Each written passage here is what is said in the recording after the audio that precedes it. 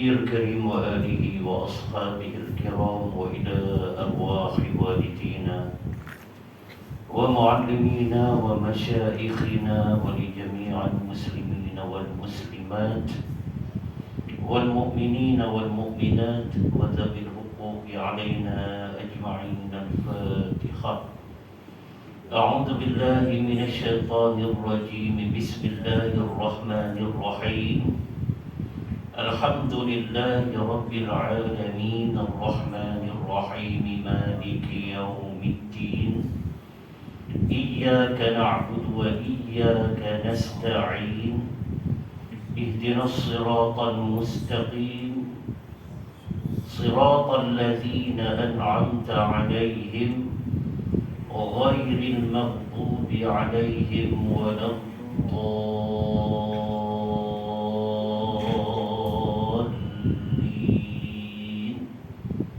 آمين. أعوذ بالله من الشيطان الرجيم. بسم الله الرحمن الرحيم. الحمد لله الذي جعل للإنسان قوة حياة، والصلاة والسلام على رسول الله ومن تبعه ووالاه. اللهم افتح قلوبنا في طلب العلم وارزقنا الإخلاص فيه والعمل به والنشر به حتى يأتينا اليقين. اللهم سهل لنا طريق الجنة وأدخلنا الجنة مع خير البرية. بسم الله الذي لا يضر مع اسمه شيء في الأرض ولا في السماء وهو السميع العليم. نعوذ بكلمات الله التامات من شر ما خلق. اللهم إنا نعوذ بك من البرص والجنون والجذام ومن سيء الأسقام. اللهم اشف مرضانا وارحم موتانا. اللهم آمنا في أوطاننا. اللهم أنت ربنا فارزقنا الاستقامة. اللهم أنت الشافي لا شفاء إلا شفاؤك، شفاء لا يغادر سقما. اللهم انصر الإسلام والمسلمين في كل مكان وفي كل زمان. وصلى الله وسلم عليه والحمد لله رب العالمين. وبعد. Muslimin dan muslimat yang dirahmati Allah Subhanahu wa taala, apa khabar semua? Alhamdulillah, terima kasih dan tahniah kepada semua. Dengan izin Allah Subhanahu wa taala, maka direzekikan kita untuk bertemu, terus berukhuwah pada bulan ini dalam siri kuliah bulanan kita, yakni di atas tajuk At-Tahfiziyah Al-Islamiyah, yakni di atas tajuk kuliah motivasi Islam. Dan pada malam ini kita berada pada siri yang ketujuh, siri yang ketujuh dalam siri kuliah motivasi Islam ini. Dan mengingat antara kita satu sama lain, nawaitul i'tikaf fi hadzal masjid sunnatan lillahi ta'ala. Sahaja aku berniat berhenti di dalam masjid ini kerana Allah Ta'ala. InsyaAllah, amin.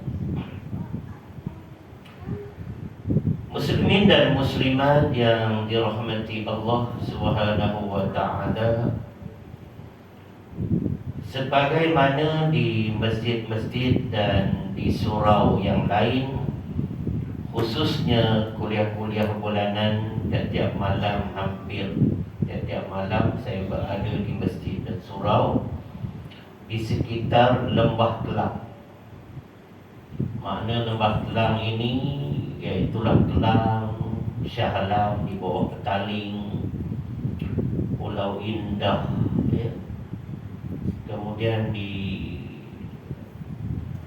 Puchong dan juga di wilayah persekutuan di Damansara, di kawasan sepadan Kuala Selangor, ya. Itulah ruang lingkup kuliah masjid dan surau yang saya liputi dengan izin Allah. Maka tajuk-tajuk yang sedang saya bincangkan hampir di semua masjid dan surau adalah menggunakan satu tajuk yang sama, dan huraiannya bergantunglah kepada tempat dan juga suasana. Itu kena faham tu. Jadi oleh kerana kuliah di sini baru masuk siri yang ketujuh, ya, siri yang ketujuh, alhamdulillah. Kalau di tempat lain tu dah berpuluh-puluh siri, beratus-ratus siri pun ada, ya. Maka eloklah pada malam ini kita memulakan satu tajuk agar di tempat surau Al-Huda ni juga tidak terlepas daripada perbincangan penting ini, ya. Kita mulakan, lagi kita tak mula maka tidak adalah perbincangan. Jadi kita mulakan satu tajuk yang telah disusun oleh para hukama, para ilmuwan Islam dan para ulama, ya. Dan diberikan nama Asharatu Mumayyizatin bi syakhsiyatil muslimil mumtaz, atau kama qala. Itu tajuknya dalam bahasa Arab, ya. Maka memberi pengertian secara mudah faham dan ringkas 10 ciri-ciri. Asyaratu makna 10 ciri-ciri. Ciri-ciri ini kalau cakap biasa kita, perkara, 10 perkara, ya. Kepribadian seorang Islam, makna sikap seorang Islam, jantina lelaki maupun perempuan, yang dikatakan sebagai sifat yang cemerlang. Sifat yang cemerlang, kalau bahasa kita biasa, cemerlang ni terpuji lah, terbaik. Jadi ringkasnya kita nak lihat apa susunan para hukama dan ulama yang menggariskan ada 10 perkara, ya. Untuk kita lelaki dan perempuan Islam ni berusaha untuk menjadikan diri kita, keluarga kita, seorang Islam yang terbaik atau Islam yang terpuji. Islam itu memang terbaik. Al-Islamu ya'lu wa la yu'la alaih, kata Nabi SAW. Yang mafhum pengertiannya, Islam itu tinggi. Islam itu tinggi. Tinggi itu maknanya keadaan yang terbaik, ya. Dan tidak ada apa perkara pun yang dapat menandingi ketinggian Islam itu. Datangkanlah contoh-contoh bagaimanapun daripada bangsa lain, daripada fahaman-fahaman lain, katalah baik macam mana pun, dia setakat baik saja, tapi dia tidak boleh menandingi lebih baiknya Islam itu. Itu kita kena yakin, ya. Dan Allah bersebut dalam Quran, Inna ad-dina 'indallahil Islam. Sadaqa Rasulullah sallallahu alaihi wasallam. Sesungguhnya agama yang Allah redai di sisinya adalah Islam. Satu saja agama sebenarnya, Islam. Yang lain tu pada segi hakikatnya bukanlah dinamakan agama, dinamakan fahaman dan lain-lain, ya. Jadi bagaimana untuk menjadi seorang Islam, lelaki, perempuan, makna suami, isteri, bapa, mak, anak, menantu. Itu ruang lingkup keluarga kita di bawah satu bumbung. Bagaimana nak jadi cemerlang? Bagaimana nak jadi terbaik? Bagaimana nak jadi boleh dicontohi dan diikuti oleh orang lain? Kita memang belum lagi jadi terbaik, sebab yang terbaik adalah baginda Nabi sallallahu alaihi wasallam yang maksum, yang terpelihara daripada apa juga kesalahan. Sebab Nabi dalam satu sabdaannya, qala Rasul sallallahu alaihi wasallam, sebaik-baik manusia adalah mereka yang baik dengan keluarganya, kata Nabi. Dan aku adalah yang paling baik dengan keluargaku. Itu contoh. Ya. Ini bukan bermakna Nabi menunjuk-nunjuk, tak. Ya. Sebab Nabi ini kita kena faham, ya, bahawa Nabi SAW ini, laqad kana lakum fi Rasulillahi uswatun hasanah. Kuliah kita bulan lalu pun menceritakan tentang kelahiran baginda Nabi SAW. Ya, dengan menyempurnakan akhlak yang baik. Dan tujuan Nabi diutuskan adalah rahmatan lil alamin, membawa rahmat, membawa kasih sayang kepada seluruh alam. Sebab itulah kita ni memang disuruh dengan suruhan wajib untuk menjadi contoh, untuk menjadi yang lebih baik daripada yang lain. Bermakna semua kita ni belum lagi sempurna. Saya, keluarga saya, tuan-tuan, keluarga tuan-tuan belum sempurna. Itulah kita berusaha ke arah untuk menambah baikkan diri kita selaku ketua keluarga, bapa dan suami, agar kita dapat mewujudkan satu keadaan keluarga yang sakinah, keluarga yang tenang, mawaddah, yang berkasih sayang dan sebagainya. Ini penting. Jadi mari kita tengok hari ini ciri yang pertama. Di mana-mana surau dan masjid pun sekali jumpa satu tajuk aja saya bawa. Saya takkan cakap banyak-banyak tajuk dalam setiap perjumpaan saya. Saya akan ambil satu tajuk aja, lalu dihuraikan. Bagi banyak isi pun tapi tak faham, tak dihurai, tak ada apa faedah juga. Sebab agama ni yang penting adalah faham. Bila faham, baru kita boleh mengamalkannya dengan betul. Kalau tak faham, amal juga tapi tak betul.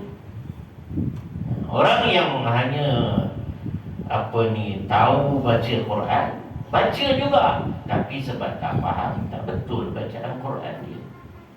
Sebab itu kena faham ilmu bagaimana nak baca Quran. Kena faham ilmu yang kita solat maghrib berjamaah tadi. Kena faham ilmu kita nak berwirid lepas sembahyang. Kena faham ilmu bagaimana kita nak berdoa selepas sembahyang. Jadi ramai orang buat, tapi ada yang tak betul. Kenapa? Kerana tak faham. Untuk faham ni wajib belajar, dan belajar ni wajib berguru. Dan bila berguru ni, kita ni yang kurang ilmu berbanding guru pada adatnya. Bila guru tegur kita, wajib kita terima dengan hati yang lapang dan terbuka, tak ada sakit hati, tak ada bengkak hati, tak ada kecil hati dan sebagainya. Akui teguran guru kepada kita, sembahyang kita tak betul, guru tegur. Okey, betul kan? Bukan susah. Kita jadi imam, bacaan Fatihah kita tak betul. Okey, betul kan? Macam mana nak betul? Belajar. Macam mana belajar? Cari guru. Itu contohnya. Itulah kita kena faham. Apa benda pun dari segi ilmu agama ni, dia kena faham. Dan bila faham, dia wajib beramal. Sebab apa? Sebab orang yang beramal tanpa ilmu sia-sia. Kata ulama, orang yang beramal, dia melakukan amal soleh, tapi tanpa ilmu. Dia rajin buat. Kalau sembahyang sunat ni, Daripada subuh sampai dah lepas isyak 4 rakaat ba'da isyak, walaupun sembahyang macam kincing, don't cukup. Kincing dia. Apa ni, cibuk patung. Sembahyang banyak ba'da isyak 4 rakaat. Orang lain 2, dia 4. Tapi orang lain 2 habis lambat, dia 4 habis cepat. Apa makna? Dia hanya nak kejar, nak buat, tapi ilmu kurang. Ini kena faham. So itulah orang yang beramal tanpa ilmu, ya, maka amalannya itu tuan-tuan guru kata sia-sia. Makna tak dapat apa-apa. Sebab ilmu tak ada. Bila ilmu tak ada, buat tak betul. Banyak berlaku dalam sirah Nabi. Pertama, Nabi suruh ada seorang itu ulang semayang 3 kali. 3 kali suruh ulang semayang. Dalam satu pertemuan yang lain, Nabi menerangkan ada seorang itu sudah semayang 60 tahun, tetapi semayang ini tidak diterima oleh Allah. Kau semayang memang semayang, tapi Allah tak terima. Apa lagi tak semayang? Apa lagi lambat semayang? Apa lagi tinggal semayang? Contoh. Ini benda-benda macam inilah. Bila kita beramal, wajib kita ada ilmu, baik bapa maupun ibu, baik ayah maupun anak ataupun menantu. Bila kita dah banyak anak, wajib belajar. Satu keadaan. Dan orang yang ada ilmu tapi tak mau beramal pula, rugi. Rugi. Jadi 2 keadaan. Orang yang beramal tak ada ilmu, sia-sia.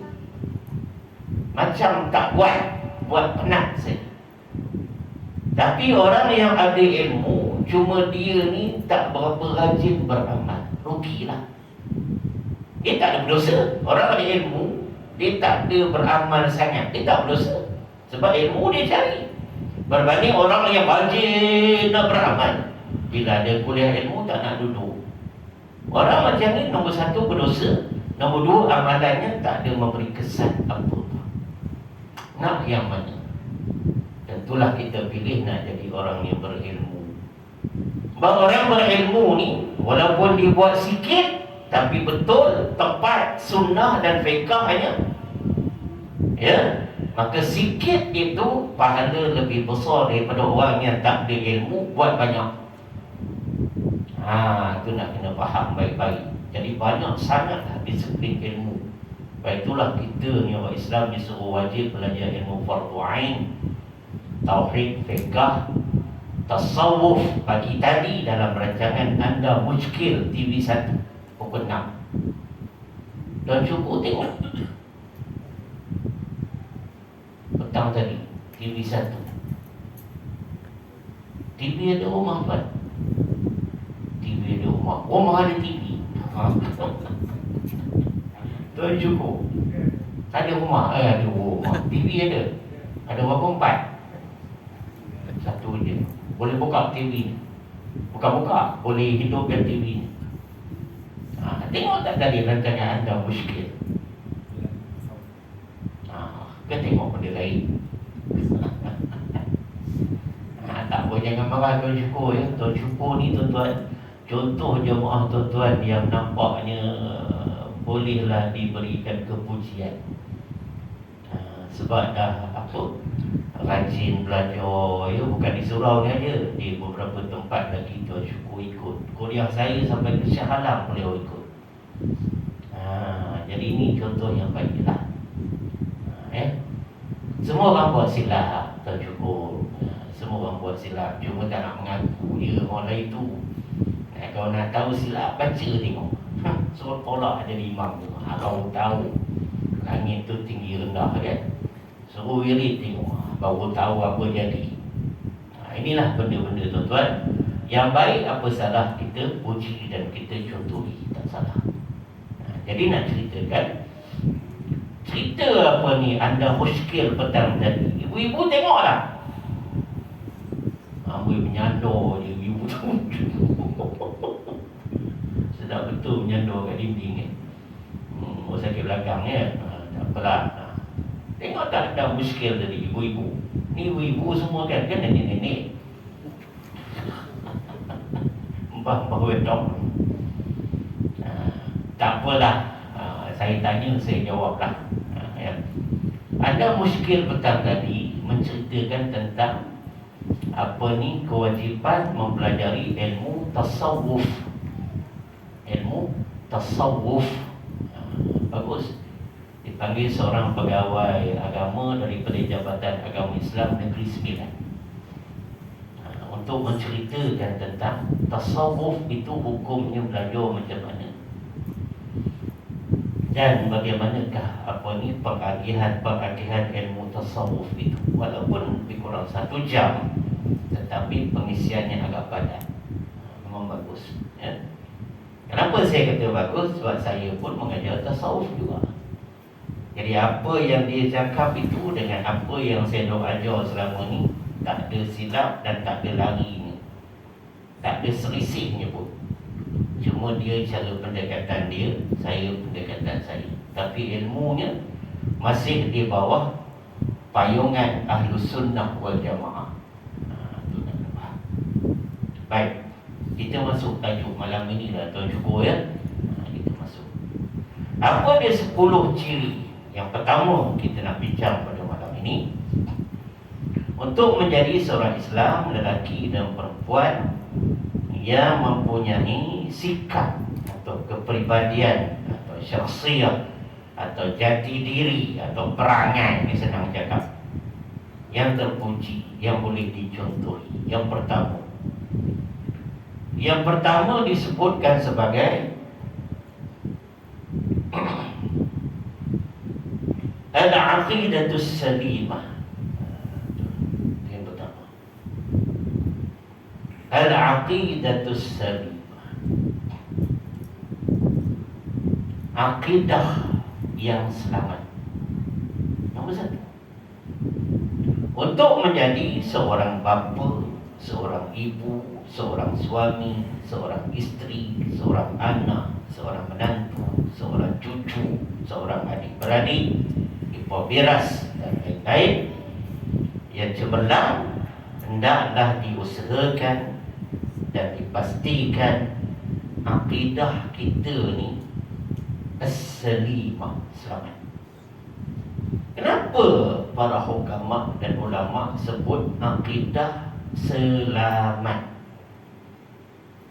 Sebab sudah diketahui dan sudah terbukti sampailah ke belakangan ini didapati bahawa akidah orang-orang Islam, tak usah cakap negara lain lah, kita cakap negara kita, akidah orang-orang Islam ni nampaknya tak selamat atau kurang selamat. Dalam satu kajian secara rawak atau secara rambang di Malaysia, umat Islam yang tak sembahyang 80%. Kita jangan tengok yang datang surau ni. Kita kata surau kami ramai Ustaz, kalau maghrib tu 4 sat, 4 sat. Kalau subuh 2 sat. Jangan tengok yang itu. Tengok kajian secara menyeluruh di Malaysia. Umat Islam yang tak sembahyang sekarang 80%. Makna nak dekat faham, kalau 10 orang, 8 orang tak sembahyang. Kalau 100 orang, 80 orang tak sembahyang. Umat Islam ni, kalau dah tak sembahyang, macam mana nak akidah selamat? Kadang-kadang bagi bola sebiji aja, dah lambat sembahyang. Maknanya bersukan lah. Kadang-kadang bagi mikrofon satu, melalak mata-mata, dah tinggal sembahyang. Maknanya berhibur, karaoke sana ya, dan sebagainya, konsert sana, konsert sini ya, kita.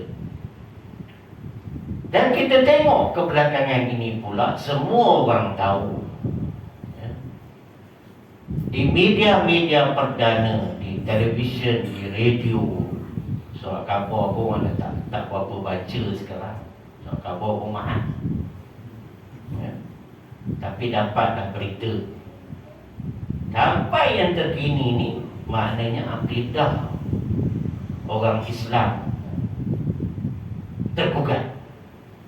Dengan adanya apa? Dengan adanya fahaman-fahaman yang menyeleweng, fahaman-fahaman yang dengan arti kata lain sesat. Sesat, dengan kata lain fahaman-fahaman yang salah, pegangan-pegangan yang tak betul. Saya ada ramai kawan-kawan di JAIS, di MAIS. Anak buah saya pun ada di MAIS, ya. Anak murid saya ada di sekolah-sekolah JAIS, SRI, ramai. Memberitahu kebelakangan ini letih dia orang kerja. Letih ustazah-ustazah sekolah rendah tu, kerani-kerani di pejabat agama daerah, letih sekarang ni, tuan. Sebab apa? Mengkisahkan kisah GISBH ni. Anak-anak yang dikumpulkan itu banyak masalah. Jadi orang-orang JAIS dan MAIS ni dikehendaki untuk menangani, memberi kaunseling, mendidik mereka ini mengikut keadaan-keadaan yang sepatutnya. Dua masalah besarnya. Nombor satu, anak-anak ni tidak menjaga kebersihan diri, hygiene tak jaga. Yang keduanya, anak-anak ini nampak agak liar.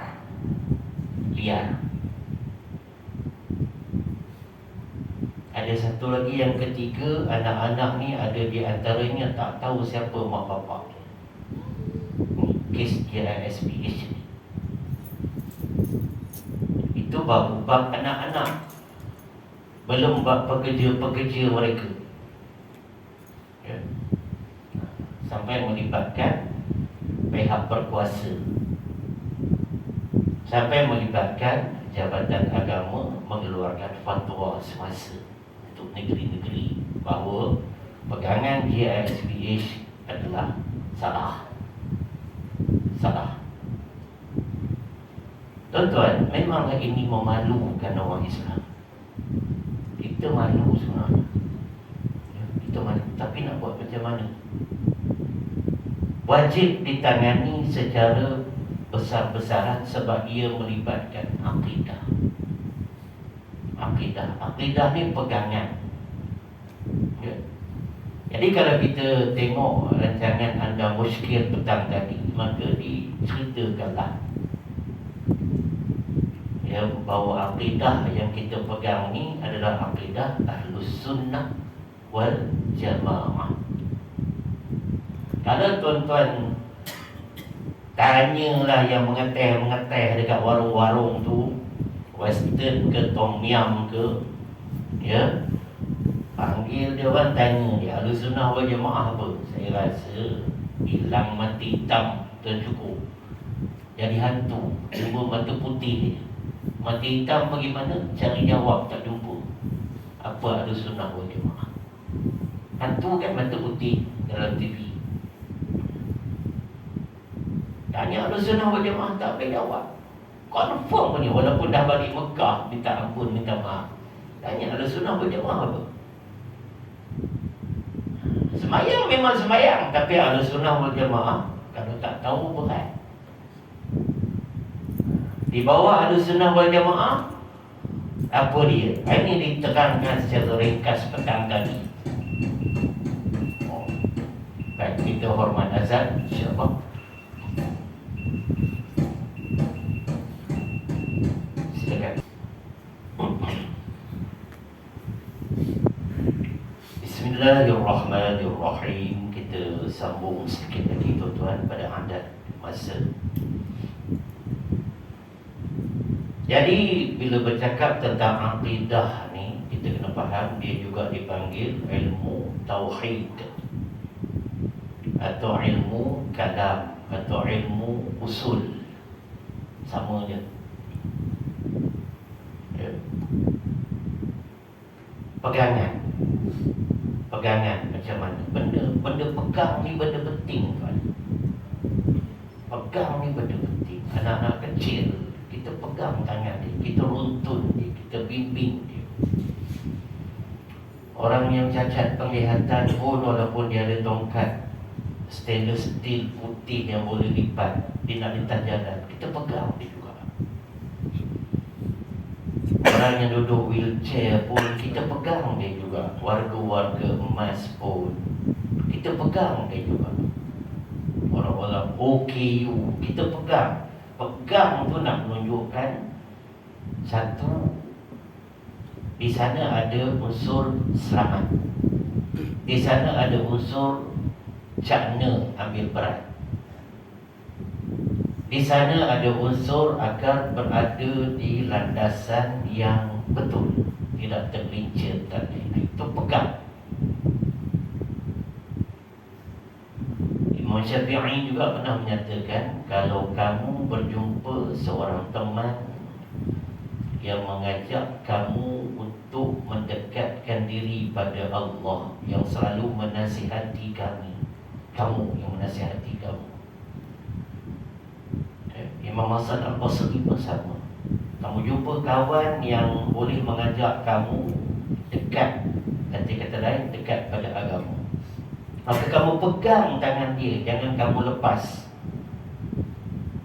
Kawan yang nasihat kita, kawan yang ajak kita dengar kuliah, ajak kita belajar Quran, ajak kita jadi pemurah, ajak kita jadi hormat pada tuan-tuan guru, hormat pada orang tua-tua dan sebagainya, beradab dalam hidup dan sebagainya.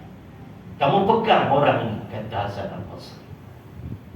Maknanya apa? Pegang menunjukkan itu adalah faktor penting. Sebab dikatakan ahli keluarga kamu sendiri tidak mengajak kamu ke jalan agama. Ahli keluarga pun belum tentu mengajak kita ke jalan agama. Tak semua, tapi berlaku. Tapi kalau orang-orang soleh, orang-orang yang baik ni, dia ajak kita, dia marah kita, dia tegur kita. Walaupun kita rasa kita malu di depan orang, kita disindir dan sebagainya, tetapi kita kena berlapang dada. Sebab orang yang tegur ni, bukan semua orang boleh tegur kita tuan. Saya pun bukan boleh tegur semua orang. Sebab tak tahu orang tu boleh terima teguran ke tidak. Silap kita jadi musuh dia sebab kita tegur dia. Padahal kita tegur benda yang baik untuk dia jadi baik. Kita tegur sembahyang dia tak betul, supaya sembahyang dia betul, Allah terima. Itu pun yang kena tegur tu jadi musuh sebab menegur dia. Kita tegur perbuatan sembahyang itu tak menepati sunnah dan fiqah, itu pun kita ni jadi lain macam di sisi pandangan dia. Padahal yang menegur ni dia ada disiplin dia. Itu tegur kerana Allah, marah kerana Allah, sayang pun kerana Allah. Betul ada lillahi ta'ala, kerana Allah. Untuk menzahirkan, membiasakan apa yang dinamakan ikhlas.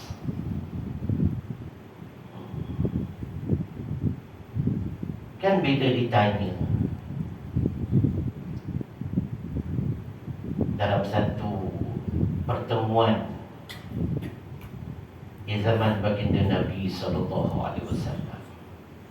apa yang dikatakan ihsan itu? Ihsan itu kamu sembah Allah seolah-olah kamu nampak Allah. Kalau tidak berlaku demikian, rasakan bahawa Allah melihat kamu. Itu ihsan. Yang dikatakan agama tertegak di atas 3 tiang tu, apa dia? Iman, Islam, ihsan. Yang kata iman itu ilmu akidah lah, ilmu akidah lah, ilmu tauhid. Yang kata Islam itu ilmu syariat. Kata ilmu perundangan Islam, ilmu fiqh. Yang kata ihsan itu ilmu adab, ilmu akhlak. Ikut Imam Ghazali dan ikut Imam Al-Junaid, itu adalah ulama tasawuf al-sunnah wal jamaah yang kita pegang. Dia katakan ihsan itu adalah tasawuf. Tasawuf itu adalah adab atau akhlak. Yang keduanya, mempelajari sifat-sifat terpuji agar diikuti dan mengetahui sifat-sifat terkeji agar dijauhi. Itu tasawuf. Semua itu fardu ain.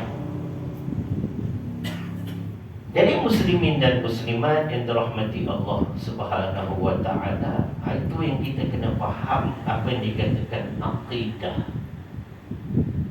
Dan kalaulah tuan-tuan ini di antara yang menggunakan media sosial, sosmed atau medsos, katalah apa ni, Facebook ke, muka buku ke, you name it, apa nama ke apa pun, ya,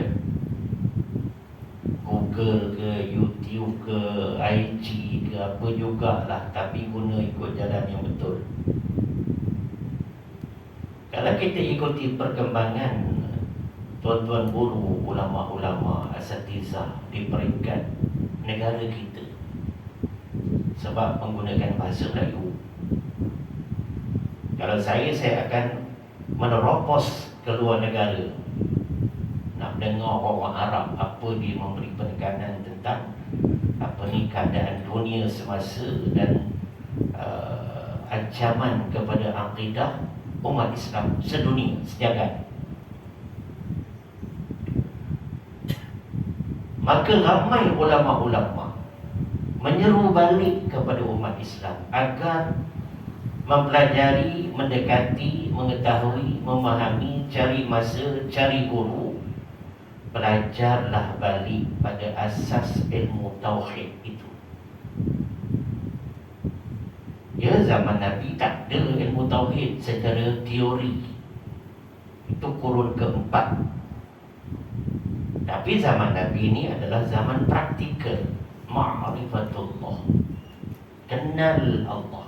Afdal zikr fa'lam annahu la ilaha illallah.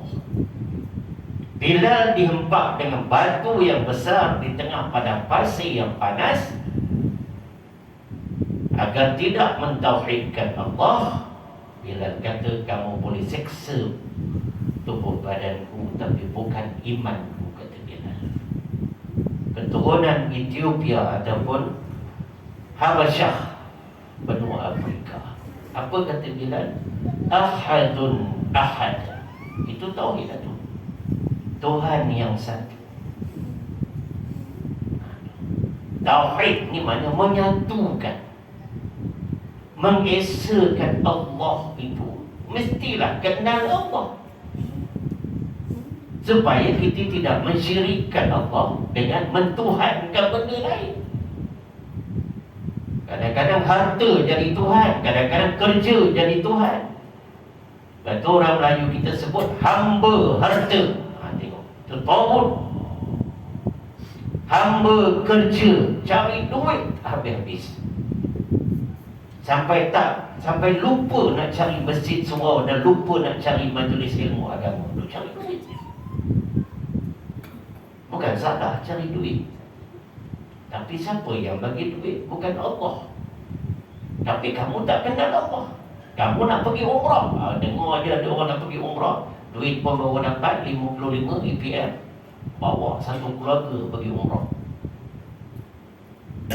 Baru ni budak Kelantan bagi tahu saya, nak murid saya nak bawa 6 orang dekat 56,000 pergi umrah 10 hari je. Standard 10 hari. Seorang tolak campur 10,000. Boleh bawa. Boleh bawa. Cuma saya kata pergilah, ya. Tapi jangan lupa pergi cari ilmu agama juga bila balik daripada umrah nanti. Jangan pergi umrah Masjid Quba, nak pergi Masjid Qiblatain, nak pergi Masjid Jin, nak pergi Masjid Sayyidina Abu Bakar, nak pergi Masjid Nabi, tentu pergi Masjidil Haram, wajib pergi. Balik rumah, masjid sendiri, surau sendiri, tak pergi. Apa artinya? Tetamu Allah ni bukan di Mekah, Madinah saja. Tetamu Allah di kampung kita ni. Ni surau ni. Kita datang ni, tetamu Allah. Kita buktikan kita sudah dididik menjadi tetamu Allah di sana. Kita balik terus jadi tetamu Allah. Itu sepatutnya. Bukan setakat umrah ni pergi jalan minta maaf. Kalau sekadar nak pergi jalan, tak ada beza. Orang pergi apa ni, Uzbek lah, orang pergi Hanyang, pergi Songkla, pergi Phuket, tak ada beza lah. Minta maaf lah kalau rasa apa ni tercabar saya cakap macam itu. Sekarang ni sampai tuan-tuan guru kata yang pergi haji, pergi umrah, dia panggil haji medsos, haji media sosial. Kami sekarang sedang berada di Masjid Quba ni, best. Itu namanya umrah medsos. Simpan di muka buku Facebook. Ada satu orang tu pergi haji dekat Arafah, ambil juga. Ustaz, sekarang saya berada di kemah Arafah, nak talbiyah ni. Talbiyah membaca tak betul. Haji tu bukan umrah. Talbiyah baca tak betul. Kalau Quran tak baca, nak baca Quran kat Padang Arafah macam mana? Kalau tak belajar Quran di sini, yang sudah tu sudahlah. Minta ampunlah, taubat, istighfar. Baiki daripada kita dah sedar. Ya sudah, minta ampun. Allah Maha Pengampun. Allah terima taubat kita. Sembahyang kita mungkin sebelum ni banyak tak betul. Minta ampun, taubat dengan Allah. Jadi orang yang belajar sembahyang, betul dengan sembahyang. Contohnya. Jadi yang dikatakan tauhid itu adalah maknanya kita mempelajari, mengenal Allah, sifat yang wajib bagi Allah, sifat yang mustahil bagi Allah, sifat yang harus bagi Allah.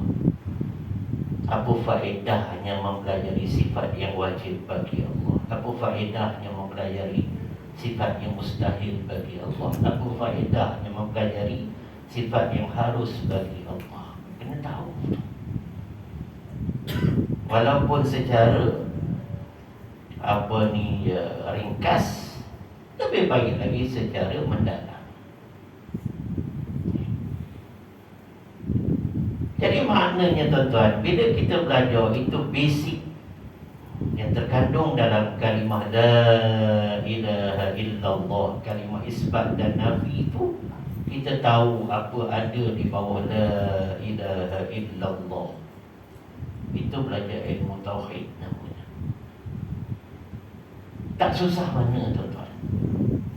Carilah tempat pengajian yang mengajar, yang mendekatkan faham kita,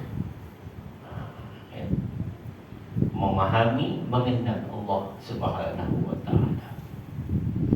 Sebab itulah ciri yang pertama menjadi seorang Islam yang cemerlang. Awal-awal lagi dah kata, orang Islam yang cemerlang itu akidah dia salimah, selamat. Sebab apa? Sebab akidah umat Islam dari dulu sampai sekarang terancam. Itu belum lagi dengan fahaman-fahaman Syiahnya, Wahabinya dan lain-lain. Sebab itulah satu convention baru-baru ini diadakan di Putrajaya, di bertempat di Masjid Besi, orang panggil Masjid Tunku Mizan Zainal Abidin. Diadakan perjumpaan convention RUU Mufti Wilayah. Itu bukan politik, tuan. Mufti-mufti, ya, hampir semua negeri kecuali satu negeri, tak payah sebut lah, tahu pun tahu. bersetuju dan menyokong RUU Mufti Wilayah. Kenapa? Nak menggembelingkan tenaga bersepadu agar umat Islam ni mempunyai akidah yang selamat, agar akidahnya bertunjangkan Ahlus Sunnah wal Jamaah, Asy'ariyah dan Al-Maturidiyah, agar syariatnya bertunjangkan kepada mazhab Syafi'i dan mazhab-mazhab yang diperakui di dalam Ahlus Sunnah wal Jamaah, agar tasawufnya bertunjangkan kepada Imam Ghazali dan Imam Al-Junaid. Itu kandungan RUU Mufti Wilayah. Maknanya, ya, kita doakan perkara ini akan cepat diluluskan dan sebagainya, agar umat Islam ni diseragamkan kefahaman, diusahakan agar kuliah-kuliah pengisian begini akan lebih diperhebatkan lagi dalam usaha menangani fahaman-fahaman yang menyeleweng, dalam usaha mendepani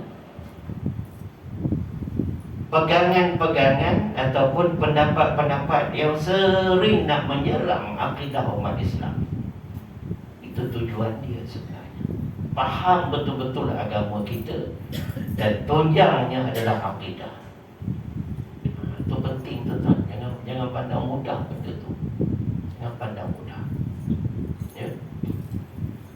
Senang aja kita nak tengok dalam rumah tangga kita selesai tak akidah. Tuan-tuan balik cek dalam rumah tangga tuan-tuan sendiri.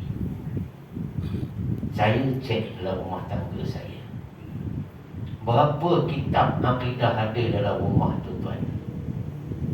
Kitab akidah, kitab tauhid. Tak usah banyak, biar ada satu juga.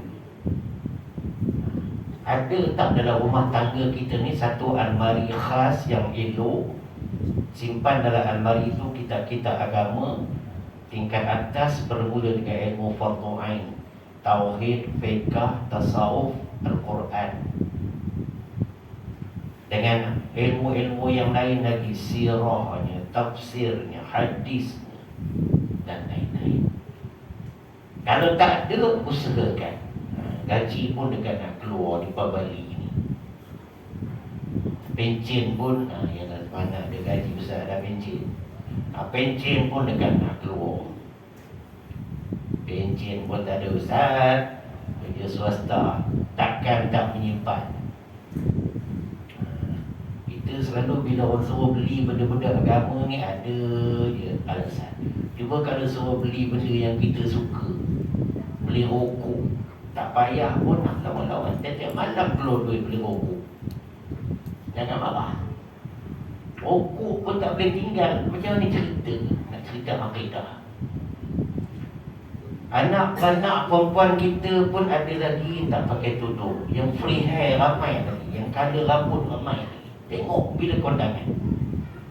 Kita ingat kau orang Perancis, rupanya orang Jawa. Orang Perancis rambut macam-macam colour ni.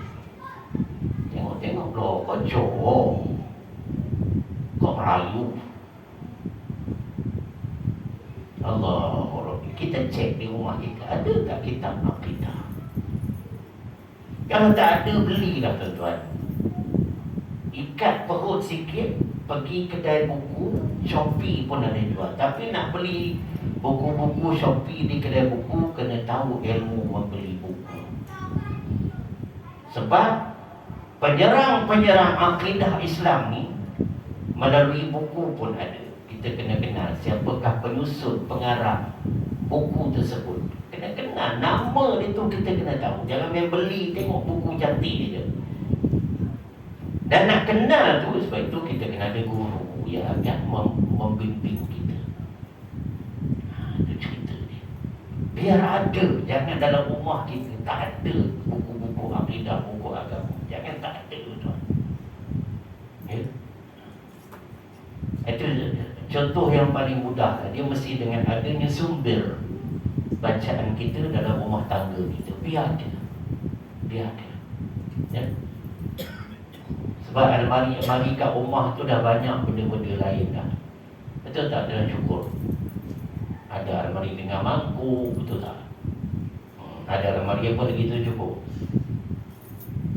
Apa lagi? Susah juga kan? Kalau artis ni ada almari kasut penuh kasut. Saya pernah pergi rumah artis. Ada almari handbag, bag tangan dia, tas tangan tu. Ada. Kalau yang terlebih terlajak duit tu macam-macam almari. Ya. Almari botol minyak wangi pun ada. Ada yang hobinya beli topi, segala jenis topi, segala jenis cap ada ke rumah.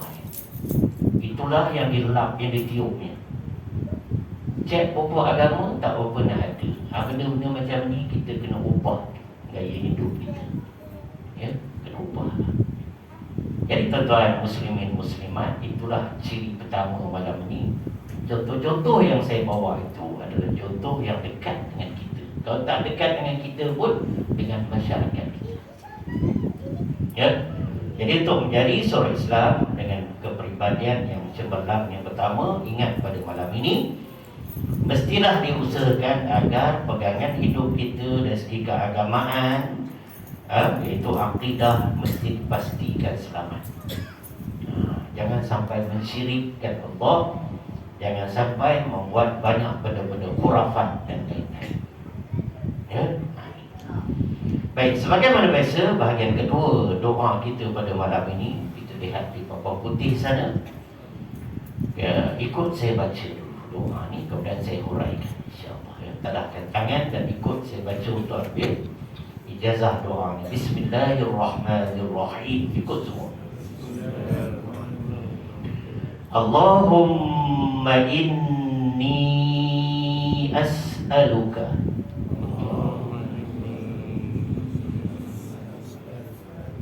ilman nafi'a wa rizqan tayyiba wa amalan mutaqabbala walhamdulillahi rabbil alamin. Baik, doa ini yang pertamanya Nabi baca. Hadis sahih. Doa ini bersumberkan daripada Ummu Salamah dan diriwayatkan di antara oleh Imam Ahmad, Imam Ibnu Majah, ya, Imam Ibnu Sinni, ya. Ini di antara ulama hadis yang meriwayatkan doa ini. Dan Nabi SAW pernah memberitahu kepada sahabat keluarganya, lebih kurang begitulah Qal, bahawa doa ini jangan tinggal tiap-tiap pagi. Kalau boleh mula dengan pagi. Jangan tinggal doa ni, maknanya tolong baca doa ini setiap pagi. Dan oleh kerana kita mungkin ramai lelaki berjemaah di surau, imam-imam, tak kira imam lama ke, imam muda ke, imam bidang terjun ke, imam rawatib ke, tolong baca doa ni dalam doa selepas sembahyang. Cuma imam kena tukar sikit doa ni. Doa yang ada itu bentuk singular, bentuk mufrad, bacaan seorang diri. Sebab Nabi baca. Jadi kalau imam ditukar dengan niat doa, tukar jadi bentuk plural ataupun jamak, bentuk ramai. Sebab jemaah di belakang ni ramai yang mengaminkan. Jangan kita imam syok sendiri baca doa untuk diri kita sendiri. Lepas tu imam kena ada ilmu. Imam sebab itu kalau ada pengajian, imam jangan balik. Imam tunggu, Bilal tunggu, AJK datang. Barulah semua orang dapat ilmu. Jangan marah, saya cakap macam tu. Ini kadang-kadang imam, ustaz datang, dia balik. Kalau di masjid-masjid besar, saya tegur imam-imam muda. Ustaz berceramah, dia masuk bilik Bilal, bilik imam. Bila nak sembahyang, dia keluar balik. Pandai sangat ke yang duduk dalam bilik? Apa salah Imam Bilal AJK duduk sama-sama? Lagilah jemaah hormat dengan kita. Kita bukan minta suruh hormat, tapi biar jadi contoh. Sebab kita yang menerajui surau dan masjid, mesti jadi contoh ya, ini penting. Jadi belajar. Sebab tuan-tuan dan perempuan, untuk jadi imam ni sebenarnya ramai tidak belajar betul-betul. Belajar doa, mana ada orang nak belajar doa betul-betul. Baca doa, cakap kita rasa kita boleh baca jawi dan sebagainya. Kita selalu dengar orang baca, kita pun baca. Nama belajar betul-betul wirid ke doa ke betul-betul, sebenarnya kurang berlaku dalam masyarakat Masjid Surau. Sebab itu kalau tak tahu tanya, kalau ditegur ubah, perbaiki. Tak ada rugi sikit pun. Ya? Itu cerita. Bila ustaz-ustaz cakap macam ni, jangan kata ustaz-ustaz ni kasar, ustaz-ustaz garang. Tidak, ini kerana sayang. Sebab balik kepada awal tadi, amal tanpa ilmu sia-sia. Ilmu tanpa amal rugi. Jadi biarlah kita beramal dengan ilmu. Baik. Apa makna doa ini, tuan? Ya Allah, sesungguhnya aku memohon kepadamu, aku meminta kepadamu. Kalau imam tukar, Allahumma inna, inni jadi inna, as'aluka jadi nas'aluka. Itu saja tukar, lain jangan tukar. Apa yang kita minta kepada Allah, sampai Nabi suruh baca, jangan tinggal doa ni tiap-tiap hari. Lebih-lebih lagi pada waktu pagi, kita mulakan aktiviti harian kita. Nombor satu, Nabi suruh minta, tengok tuan-tuan, ilman nafi'ah. Malam ni lah yang kita buat. Kita minta ilmu yang bermanfaat. Ni yang saya duk bagi pandangan, teguran, nasihat ni. Ini ilmu lah. Ilmu untuk imam, ilmu untuk Bilal, ilmu untuk AJK, ilmu untuk jamaah, ilmu untuk emak, ilmu untuk bapa, ilmu untuk anak, untuk menantu, untuk cucu dan lain-lain. Wah, imam, ustaz-ustaz dan ustazah pun wajib belajar. Bukan mana ustaz-ustazah ni tahu semua. Tak. Macam engineer, dia bukan tahu semua tajuk engineer. Kalau doktor pun, dia bukan tahu semua aspek perubatan. Doktor telinga lah. Doktor gigi, doktor haiwan. Begitu juga ustaz-ustazah, bukan tahu semua. Lepas tu terus belajar. Saya sendiri pun masih belajar. Tapi cara saya lah, walaupun dah berdakwah 46 tahun di Malaysia ni tuan-tuan, tapi masih terus belajar di samping mengajar. Jadi kita minta nombor satu, Nabi suruh minta ilmu. Pentingnya ilmu. Talabul ilm faridah ala kulli muslim wa muslimah. Kata Nabi, menuntut ilmu tu wajib. Mana fardu ain ke atas orang Islam, lelaki dan perempuan. Sebab itu kalau ada kuliah, orang perempuan wajib datang. Dengar sama-sama, ikut suami, suruh anak menentu bawa. Suami wajib ajak isteri. Kalau tak boleh ajak, wajib bawa isteri datang belajar. Kalau tidak, suruh isteri belajar dekat tempat lain. Hantar isteri belajar, ikut kawan pergi belajar. Kalau tak boleh juga, sibuk, panggil ustaz ke rumah, buat usrah keluarga, ajar Quran, ajar semayang, ajar doa dan sebagainya. Sirah mungkin tak payah belajar lah dekat usrah keluarga, tapi Quran, belajar semayang, belajar doa, belajar zikir, belajar selawat, ini amalan. Tak boleh dibiarkan. Kalau tak ada kuliah tu, ada maaf sikit bagi orang perempuan kalau dia nak duduk rumah. Tapi kalau ada kuliah, lebih-lebih motivasi macam ni, menyedarkan kita. Sebab bukan orang perempuan semua bukan boleh tengok RP, bukan boleh tengok link rakaman. Dia kena datang dengar sendiri. Tengok muka guru tu pahala lain. Allah. Syekh Nawawi Al-Bantani, ulama besar dari Pulau Banten, Indonesia. Tuan guru saya bagi tahu Syekh Nawawi Al-Bantani ni Banten ni, ulama Indonesia ni tuan. Katanya alim tu sama macam Imam Nawawi di Syria kubur itu. Sama alim. Dan Syekh Nawawi Al-Bantani ni, ulama Pulau Banten, Indon ni, dia dalam satu artikel penulisannya, macam mana dia menerangkan mulia dan barakahnya, manfaatnya, kelebihannya seorang guru kepada seorang murid. Tapi guru yang betul-betul lah, yang betul-betul. Lepas tu bukan senang nak dapat title jadi guru. Bukan senang orang nak panggil kita ustaz semata-mata. Kalau orang tak panggil kita pun tak selalu kecil hati.